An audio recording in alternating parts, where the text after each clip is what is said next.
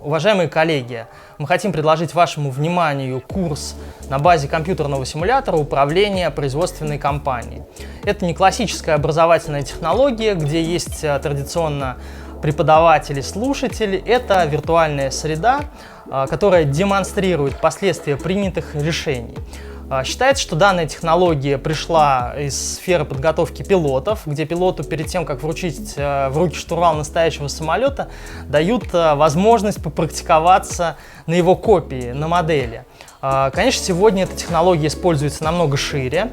Атомщики имеют виртуальный щит управления энергоблоком. У металлургов есть виртуальное рабочее место сталевара, а у банкиров виртуальный банк. Важно сказать, что если мы говорим про управленческие симуляторы, прохождение их, как правило, устроено командным образом. Всем участникам команды необходимо договориться об общем видении и попытаться в виртуальной среде реализовать его через набор решений, заложенных в модель. Также важно отметить, что симулятор позволяет в короткий временной промежуток спрессовать, сконцентрировать достаточно большое количество различных событий, негативных сценариев и ситуаций, которые позволяют отточить менеджерам навыки антикризисного управления. Итак, мы хотим познакомить вас с нашей разработкой симулятора по управлению компанией.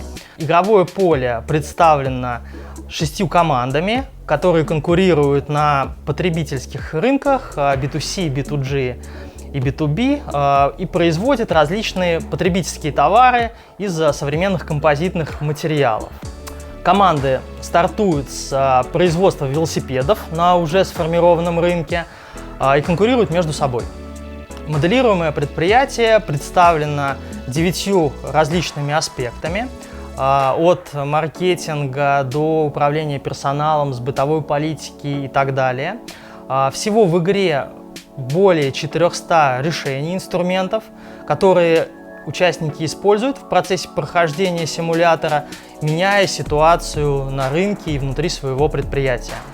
Игра устроена потактовым образом. В ходе ее прохождения участники могут сыграть от 6 до 10 раундов. Каждый раунд эквивалентен одному полугодию деятельности производственного предприятия.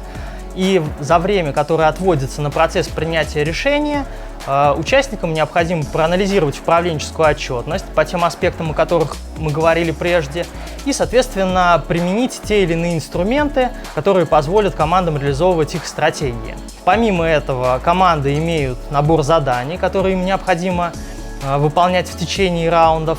И мы также просим команды делать короткие презентации, в которых, собственно, участники мероприятия освещают аналитику того, что происходит на игровом поле, рассказывают про свои стратегии и разбирают позитивные или негативные последствия принятых решений. Поскольку это игровая технология, команды сопоставляются в единой шкале рейтинга. При этом они стартуют с одинаковых условий. Рейтинг состоит из набора компонентов. Первый компонент – это оценка собственника, собственно, как компании своими решениями влияют на его удовлетворенность. Вторая компонента – это финансово-хозяйственная деятельность, объем выручки, доля рынка и многое другое. Следом идет компонента инвестиционная привлекательность, насколько компания интересна для того, чтобы в нее вкладывали инвесторы свои ресурсы.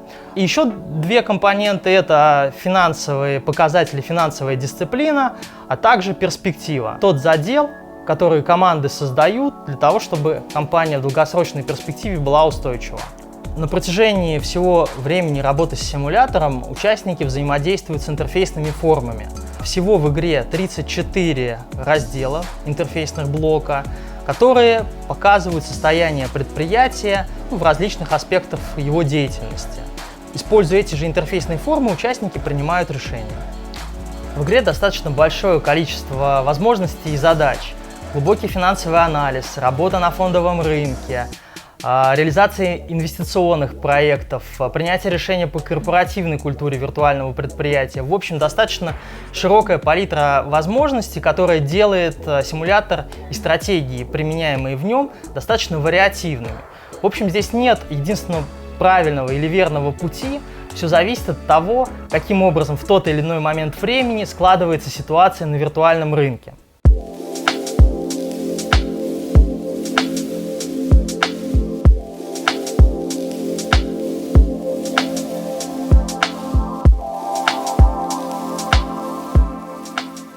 Данные видео ориентированы в первую очередь на тех, кто хочет разнообразить свою деятельность, преподавательскую или тренерскую, активными форматами обучения, компьютерными симуляторами. Но важно отметить, что мы хотим не только про сам симулятор рассказать, но и даже, может быть, в большей степени рассказать про технологии его проведения, для того, чтобы вы в дальнейшем смогли беспроблемно встроить эту разработку в свой учебный процесс. Обучающее видео будет содержать несколько частей. Первая будет посвящена организационным вопросам, подготовке и проведению мероприятия. Вторая часть будет посвящена модели и тем взаимосвязям, которые заложены в компьютерный симулятор. Третья часть про рейтинг и про разбор результатов, принятых командами решений. И в конце мы расскажем про разные технические и администраторские вопросы, которые также помогут вам в ходе использования данной разработки.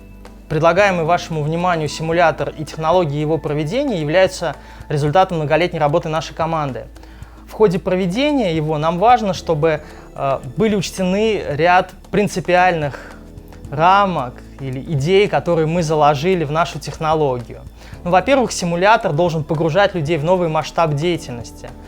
Участники должны примерять на себя новые роли, незнакомые им прежде. Во-вторых, обучение на базе симулятора должно быть осмысленным и рефлексивным. И в этом смысле завершаться разбором инструментов работы, методов, принимаемых решений, и так далее.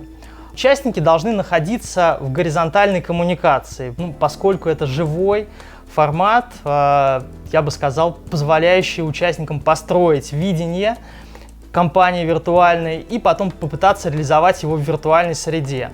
Последняя, но немаловажная характеристика – это возможность в виртуальной среде реализовать идею, замысел, то есть перевести проект или стратегию в набор решений.